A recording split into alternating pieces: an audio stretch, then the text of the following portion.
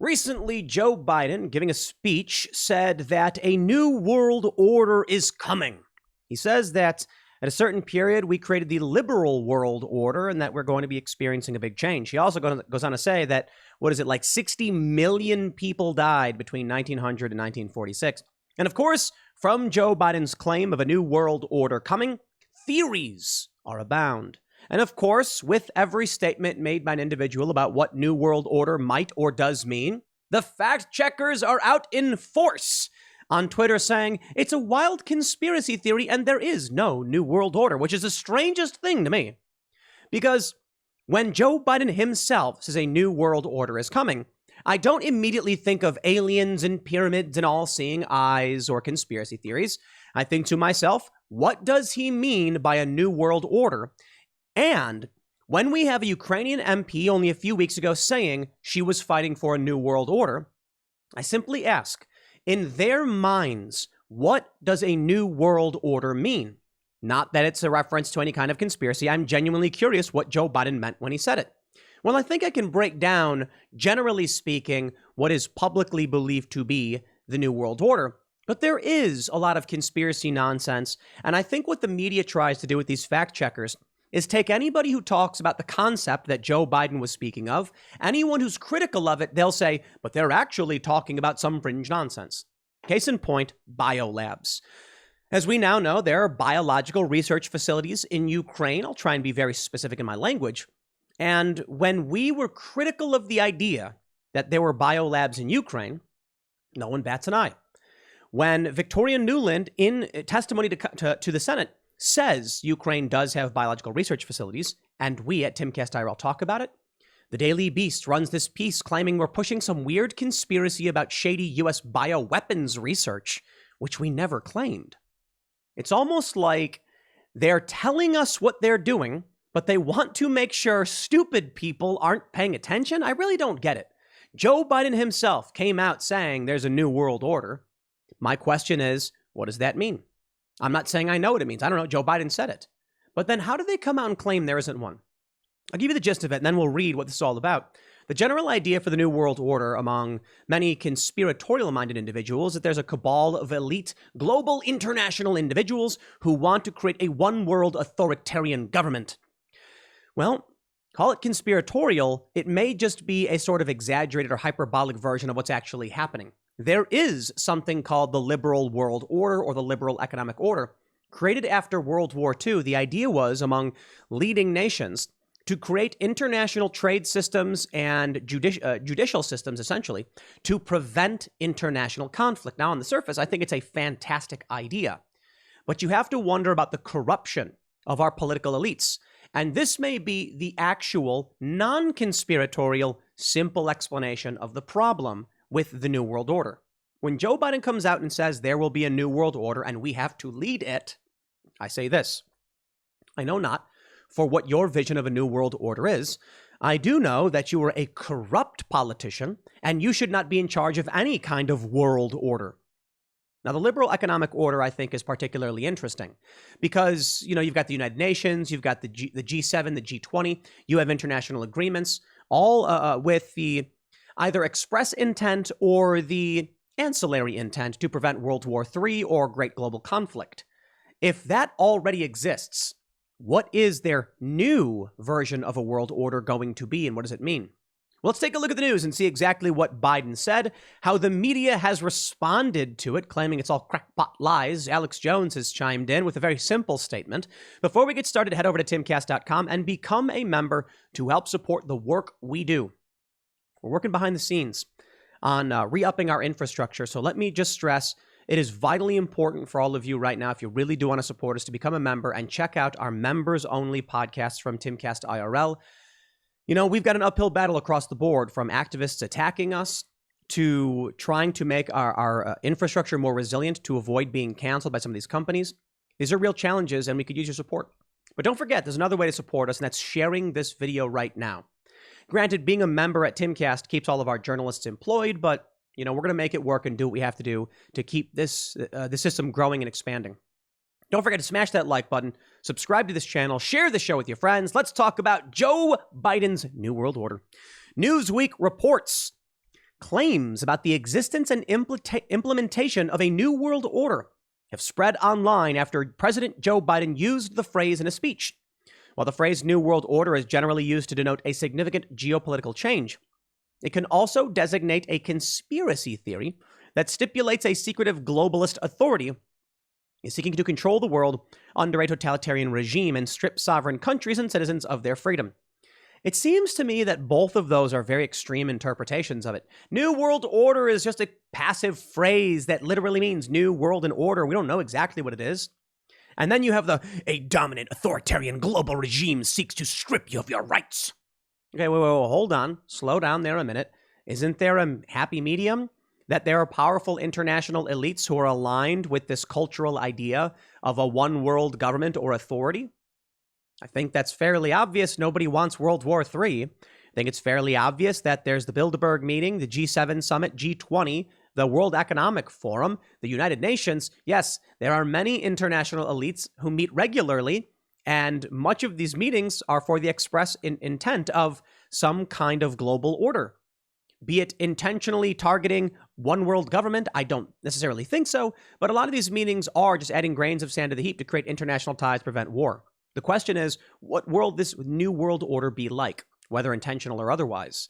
I don't think we need to assume intent of, many people like Joe Biden. I think Joe Biden's a self-interested, corrupt individual, but I believe at the highest level, with people like the Clintons and Joe Biden and George H.W. Bush, who have all said in the past there's going to be a new world order or they want one, I think they view themselves as better men.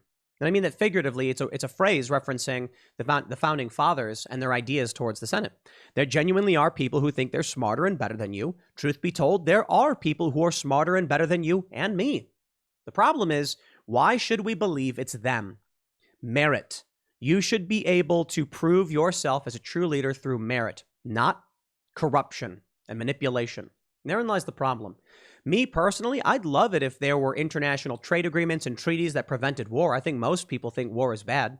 We can mind our own business as a sovereign nation, grow and develop, and, litigate and mitigate our conflicts with other countries in world courts and things like that.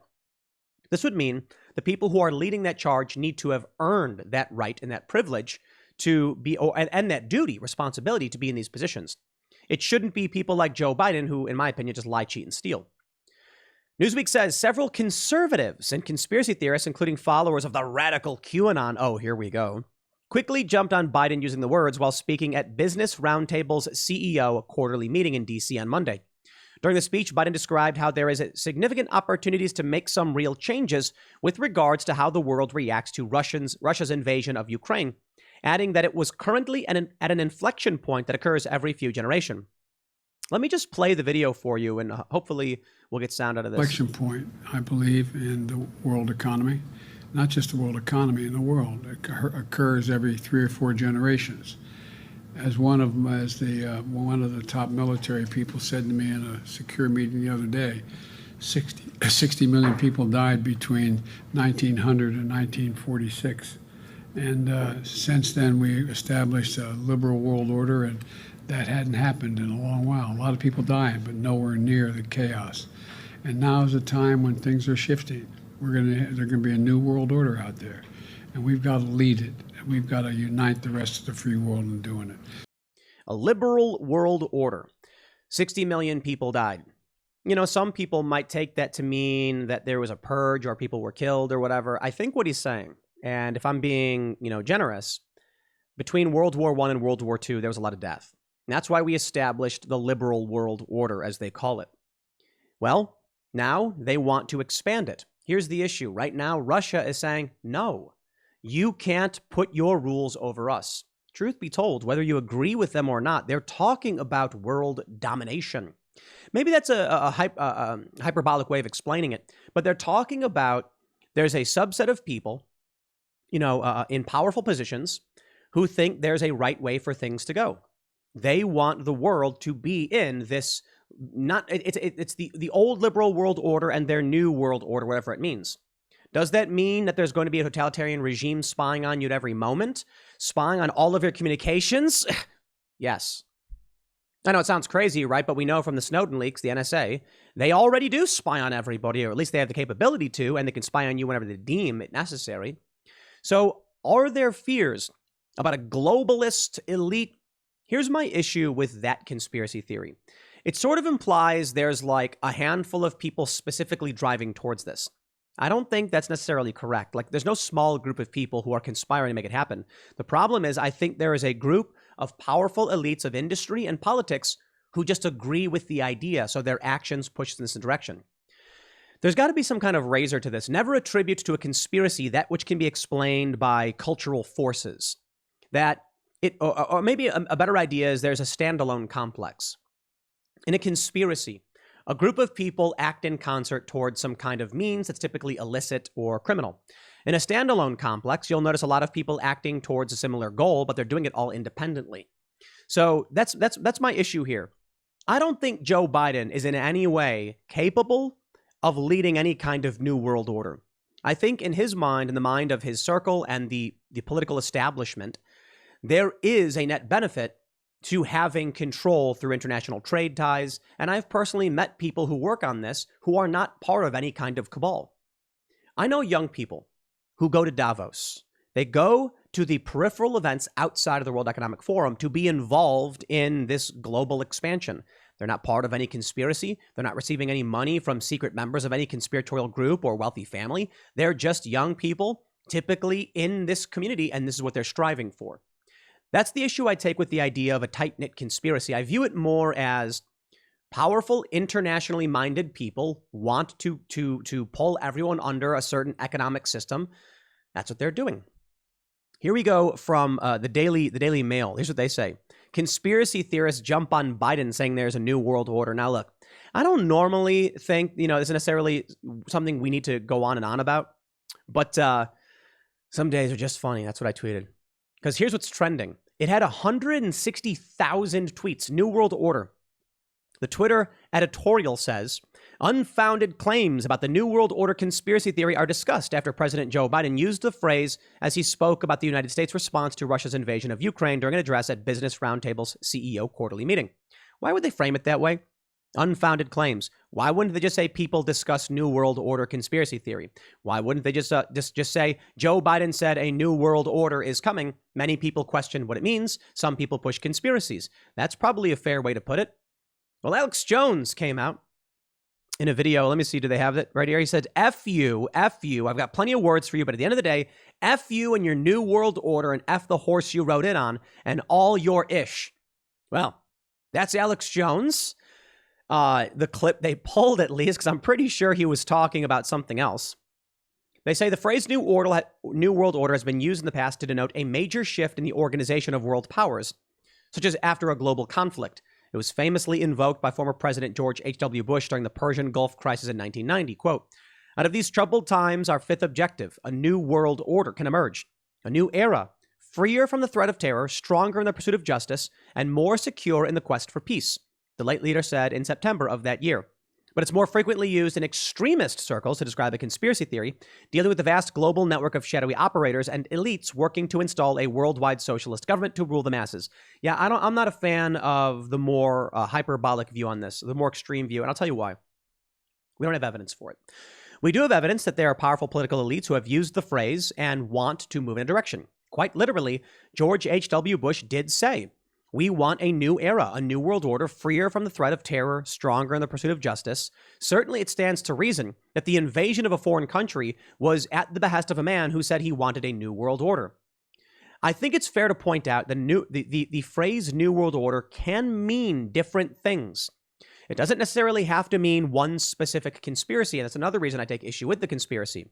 Each and every time a president states there will be a new world order, they could just be referring to their personal vision of what they want with global authority.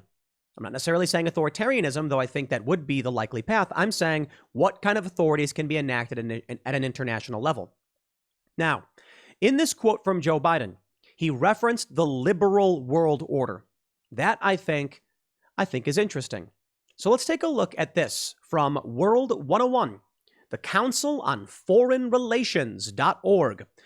What is the liberal world order? Explore the organizations and agreements that have promoted global peace and prosperity for 75 years, as well as the challenges that now threaten to undermine those gains. In this website from the CFR, we can see, actually, I thought this was NewsGuard certified, is it not? Oh, it is. There you go. The CFR, the Council on Foreign Relations, receives a 100 out of 100 from NewsGuard.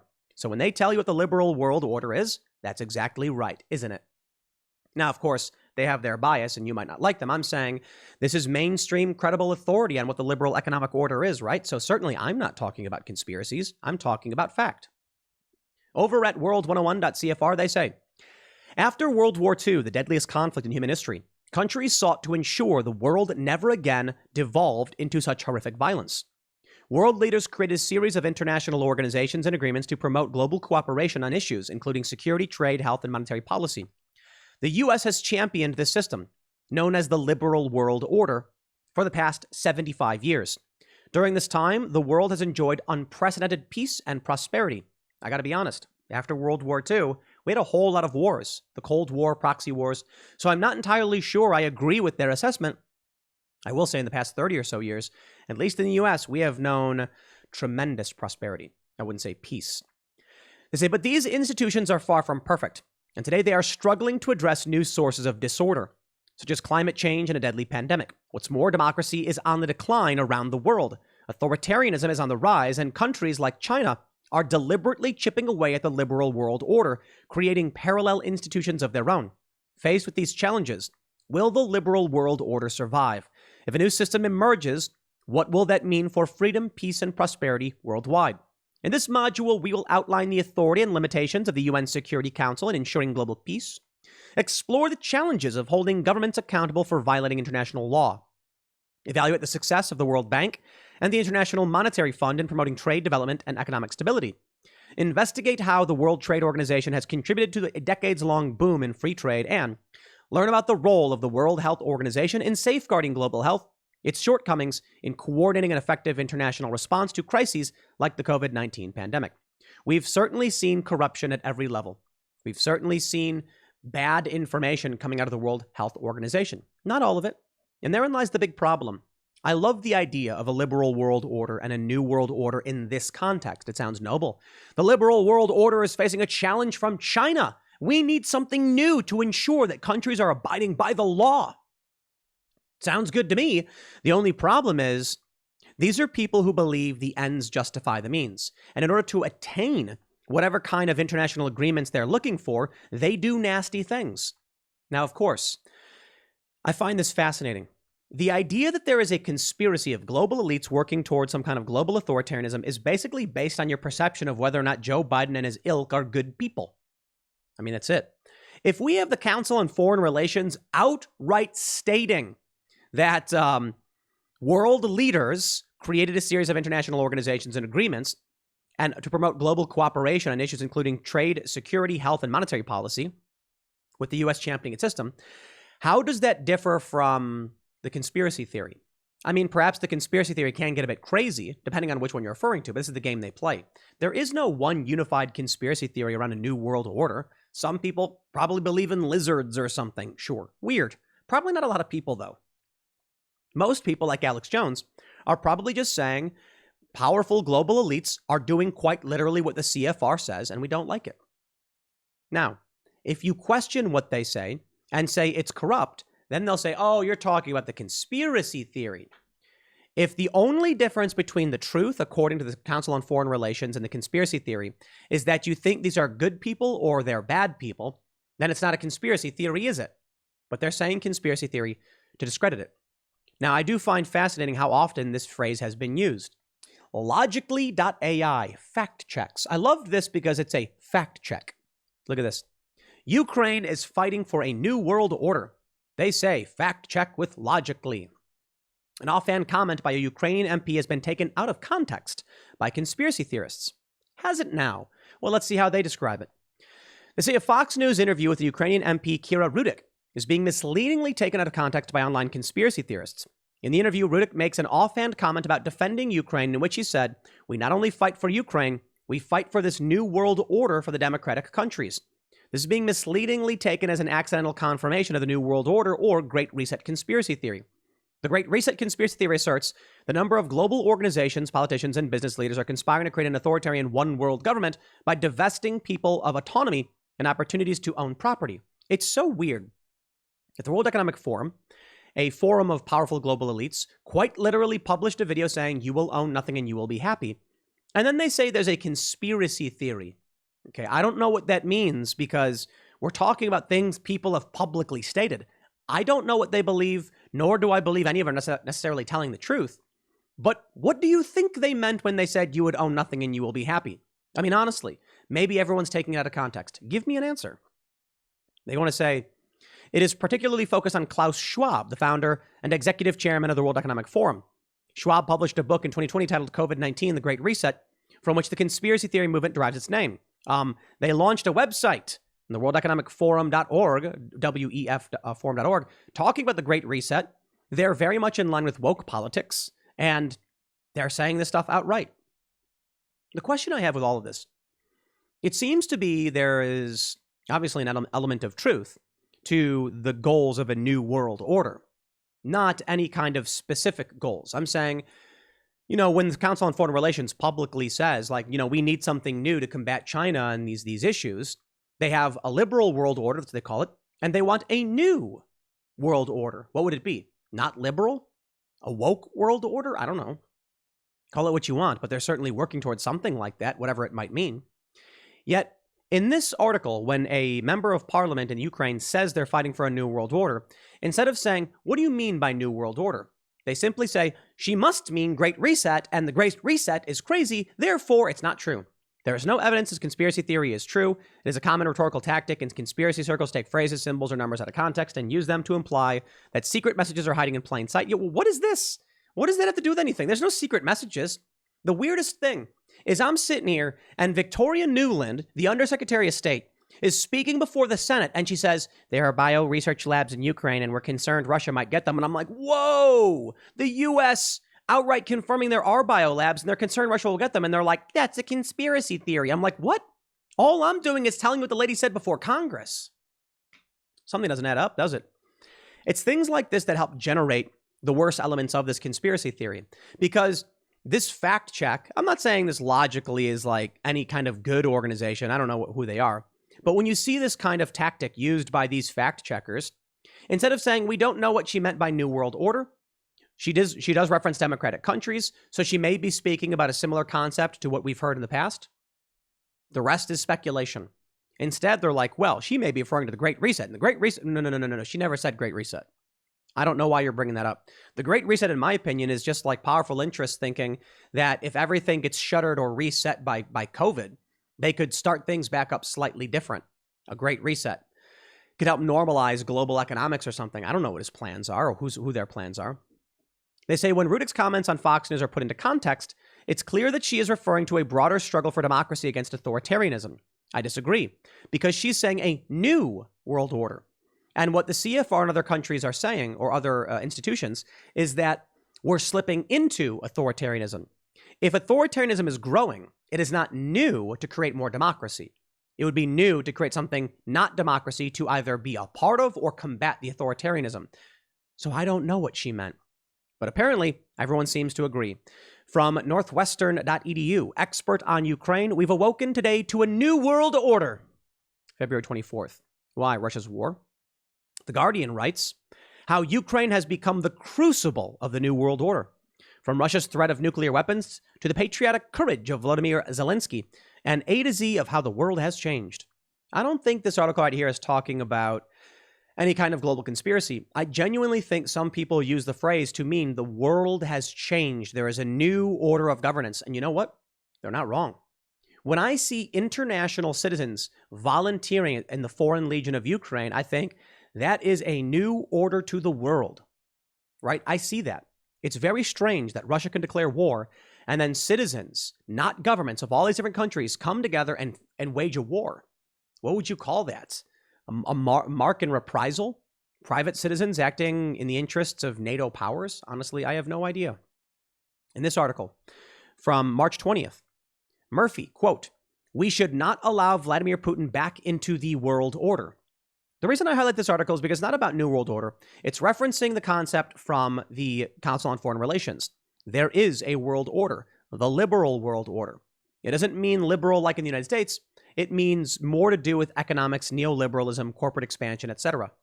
That's what we have. I'm curious as to how that will change. I don't know. What I do know is all of this changed when Vladimir Putin invaded Ukraine. Politico reports Davos freezes out Putin and Russian oligarchs. World Economic Forum is siding with Ukraine and blowing a hole in its budget. This is fascinating. The World Economic Forum has put on ice its relationships with Russia, including strategic partnerships with conglomerates run by oligarchs, a Kremlin-backed research center in Moscow, and an advisory council led by Russian President Vladimir Putin's economic advisor have also been torpedoed. We are not engaging with any sanctioned individual and have frozen all relations with Russian entities, a World Economic Forum spokesperson told Politico. Frozen perhaps, but not dead. World Economic Forum is leaving open the possibility of serving as a bridge builder between Russia and Ukraine once active conflict is over. The 800-pound gorilla of the elite global conference circuit has walked a tightrope for decades when it comes to Russia, basking in the Kremlin's attention while cringing over oligarch antics. The forum's founder, Klaus Schwab, prides himself on making his annual meeting in Davos open to all comers, including via a personal relationship with Putin dating back to the early 1990s. Okay. Well, look, I'll tell you a bit about the World Economic Forum. Powerful international elites. You need to understand what that means. Does it mean that there is a group of like 13 families? No. Does it mean that there are a few thousand wealthy individuals that are all relatively connected to each other? Yes, I know. I've actually been to Davos during the World Economic Forum one time. Spent a few days there. A lot of snow. It was a blizzard. Why was I there? I have friends who have friends who have friends. I know people who know politicians. A friend of mine is a friend of a family member of a high-ranking politician. Someone I met several years ago happens to be friends with this billionaire family. Because people are connected. People know other people. Now, what happened at Davos when I went? I didn't go to the World Economic Forum, but outside of the World Economic Forum, there are a whole bunch of events put on by people who are not directly associated or affiliated with anybody involved in the World Economic Forum, on paper. And, well, actually, I should walk that back. There are many people who put on events. The events that I had friends working on a cryptocurrency event. They wanted to tell all of these politicians and CEOs to use Bitcoin and use cryptocurrency. So, knowing the World Economic Forum is coming, they rented a space, they put on this big event, there are hors d'oeuvres, and everyone talks about the prospect of cryptocurrency. It was huge. Personally, I believe that the World Economic Forum and powerful international interests will use Bitcoin as some kind of global standard. I mean, maybe. I certainly think they will, because I saw what this was. And I'll tell you what I saw. We couldn't go. Like when I went to Davos, I couldn't get anywhere near the actual forum. It's all blocked off and super hoity-toity, right? But I could certainly walk around the city and see all of these people. It's not hard to get there. If you can afford a plane ticket to Davos during the World Economic Forum, you can walk around the city. You don't need permits or passes. There's a city there. Get your passport, go to Switzerland. You can walk into these events that allow it, and you can schmooze and break bread and drink with powerful, wealthy individuals who are trying to pitch their ideas, seeking investment, or trying to see something catch on. This is what I think about what the New World Order is. Of course, there's hierarchy. Of course, there's wealthy people. Of course, there's Klaus Schwab. Of course, there's Joe Biden. I don't think Joe Biden goes to annual meetings where he sits down and says, "Everyone, gentlemen, the secret council of the New World Order is here to take order," bangs the gavel or anything like that. What I think is that once a year there's a conference organized by a group of people that has an agenda. They invite powerful interests. They promise them things. They show them luxury, and they lobby. What I really think is there are maybe tens of thousands of people who are wealthy and interested, know someone who goes here. They go to these events. People get invited if they're wealthy enough or powerful enough to the World Economic Forum, and you have people lobbying things to them. They probably do have, they for a fact have agenda items. Here's what we think about this year. Here's what's been happening. Here are our concerns. But I do not believe at the World Economic Forum, they leave with a packet saying, here's what you must do as leader of these countries, and here's our plan for the New World Order. Nothing like that. I guess what I'm trying to say is never attribute to a conspiracy that which can be explained by a cultural an emergent cultural phenomenon. And that is, the more people hear about this, the more people of means meet and try and be a part of it and say, I want to influence, people of power, the more those people of power will spread those ideas within their own countries. I think a lot of what we think are conspiracy theories are emergent phenomena. So in the case of the World Economic Forum, you have a guy who starts a conference, he's well connected, and he lobbies all of these ideas to all these world leaders. They then agree with him, and they work towards these things. I'll explain it another way. I think about it this morning, like there were a few stories I wanted to talk about. There was one about spring break going crazy in Florida and a state of emergency being declared. And I saw that and I said, okay, we could talk about that one.